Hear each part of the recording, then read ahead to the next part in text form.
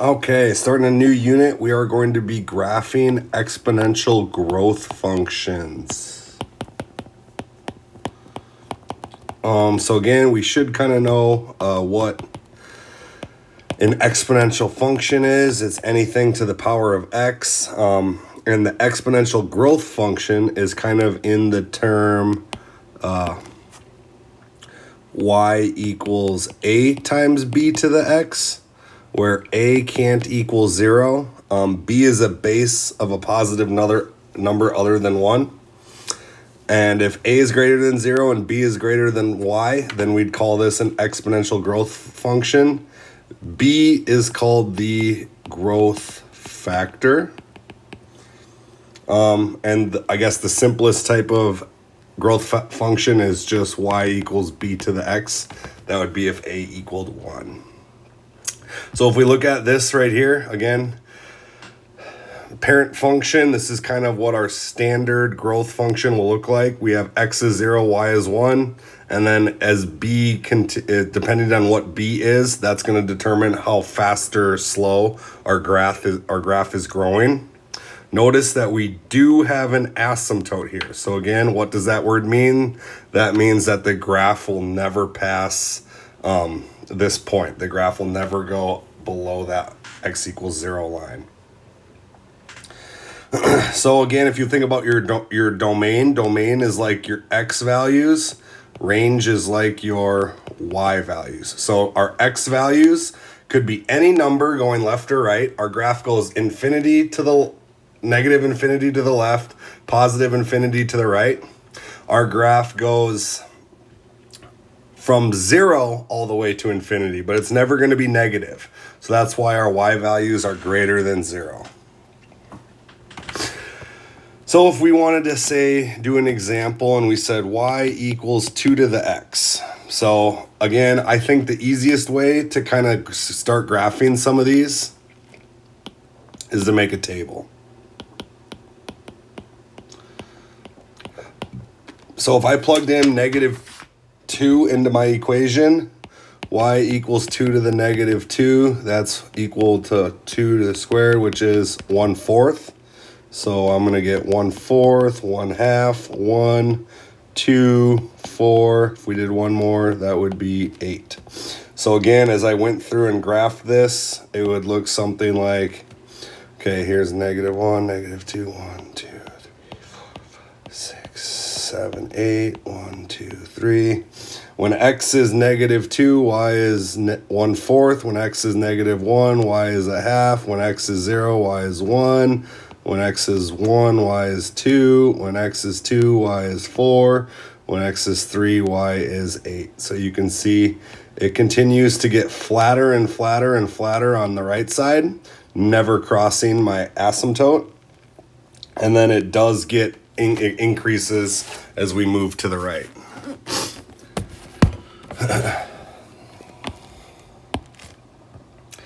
Do a different type of example. Let's say that we have y equals 1/2 times 4 to the x.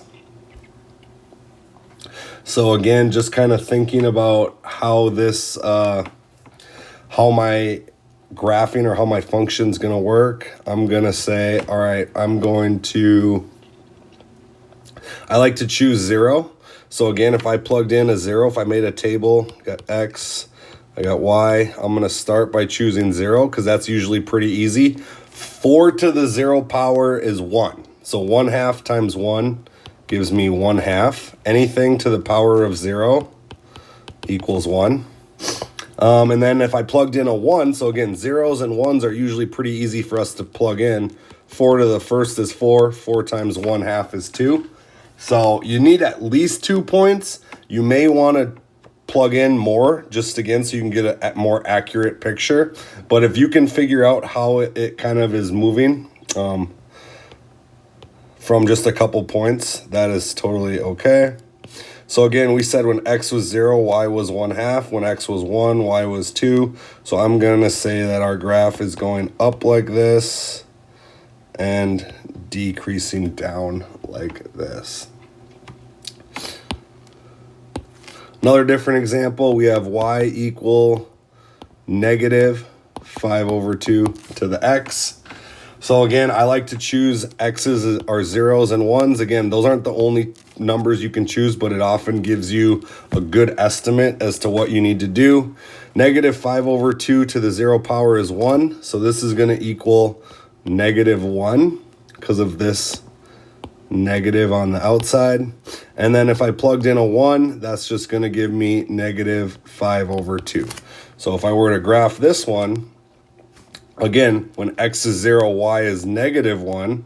When x is 1, y is negative 5 over 2. That's down here. So my graph is actually going to be flipped below my x-axis.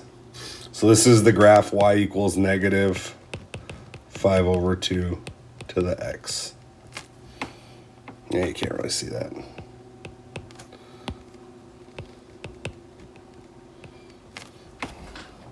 All right. Let's keep looking. If you have to graph something,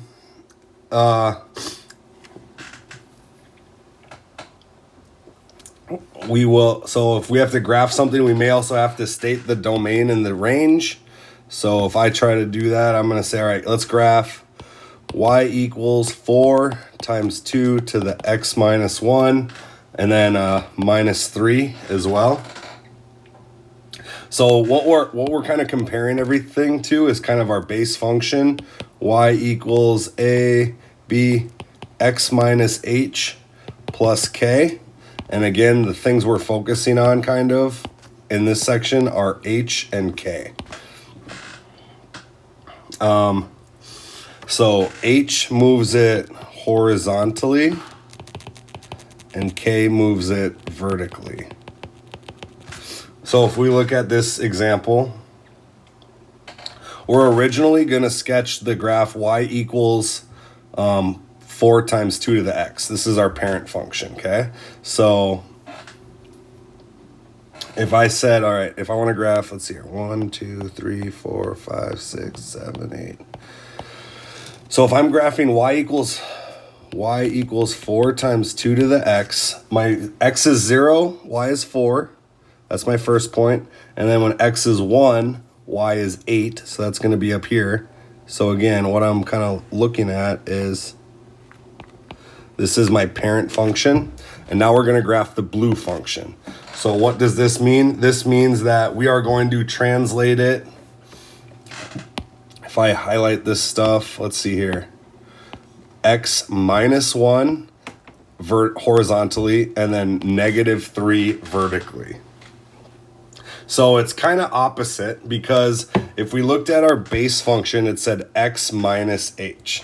So the only thing that if that's our base function, the only way that we can get minus 1 when it's minus h is really to say x minus positive 1. Again, if you think about that, x minus positive 1, it is just going to be x minus 1. If you had x minus a negative 1, minus a negative cancels out and turns it into a plus. So it's one of those things that you kind of have to think backwards about. When it says x minus 1, we're actually going to shift our whole graph to the right 1. So this is right 1, and then this would be down 3.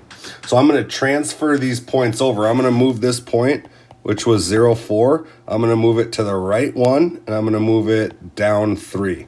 So my new point is going to be 1, 1. And I'm going to do the same thing up here. This was 1, 8. I'm going to move it to the right 1 spot, and I'm going to move it down 3. So 2, and then 8, 1, 2, 3. That's going to bring me to 5. So my new graph is going to look something like this, okay? And then we have to think about our asymptote. So if previously our asymptote was at x equals 0, again, moving left or right isn't going to change that. What is going to change that is moving it down 3. So our new asymptote after the translation is x equals negative 3. That's our asymptote. So everything in the graph shifts. The points shift, the asymptotes shift, every single thing has to shift. And then if we stated our domain and range, so again, domain stands for x values. So we're looking at our blue function. Let's do them both. So the domain of our parent function is going to be all real numbers left and right. And our range is going to be y is greater than 0. However, in our new parent function, our domain is still all real numbers left or right. There's no holes or gaps, but our range is now greater than -3 because we bumped our graph down. And one of the probably the coolest or the most useful parts of this is the concept of compound interest. So I want you to take a look at that. Again, compound interest is how Wall Street, it's how banks make money, it's how you can make money by considering this principle. It's a type of growth, exponential growth. So P stands for our initial deposit or our initial amount. I, again, we always start at 1 or 100, and then depending on if it's an increase or decrease of our rate. Okay, so this is our rate, is R.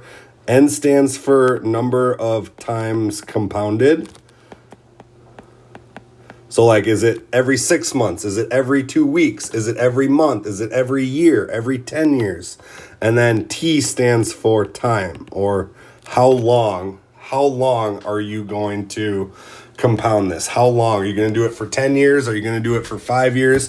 Is it a retirement account? Do you want to retire when you're 55? Do you want to retire when you're 60? What are you trying to do? So we'll take this, this will be the last example. We'll do the same situation, but we'll compound it 2 different ways. So we deposit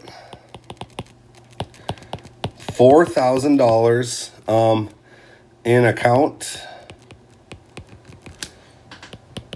that pays 2.92% annual interest. So again, I'm going to highlight the important stuff here. Need to know how much we start with, need to know our rate, and we need to know that it's annual. So that's going to be find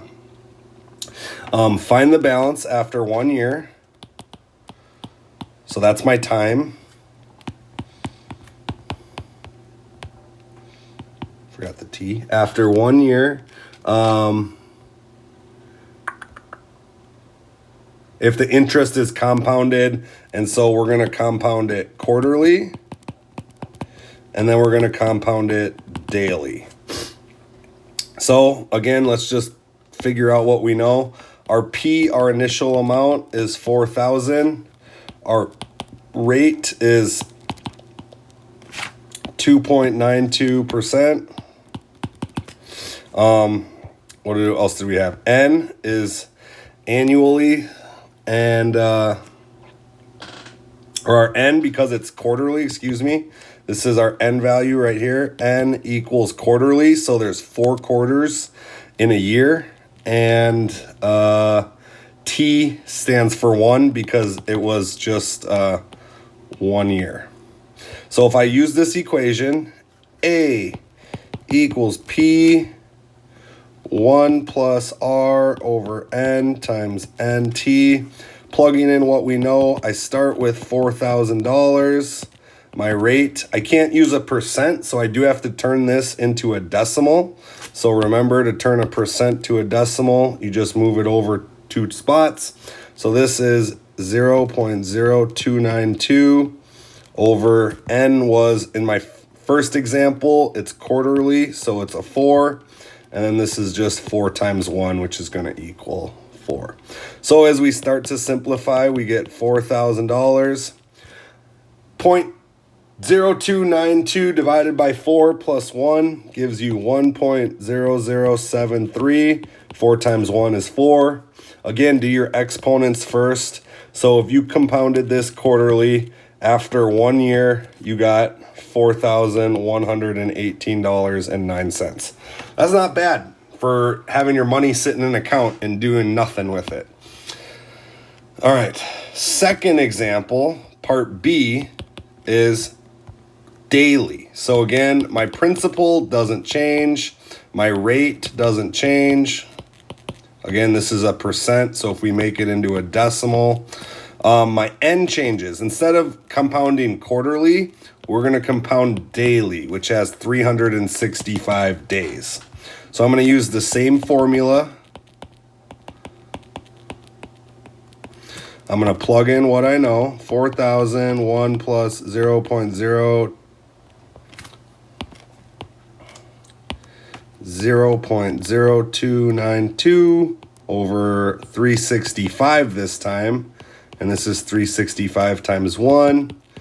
4,000.0292 divided by 365 plus 1 gives me 1.00008. And that's 365. $4,118.52. So in this case, you did end up making a little bit more money. Now, again, it's not a whole lot. And the reasons why is that your rate is not necessarily a super high rate. And we only had a time of 1 year.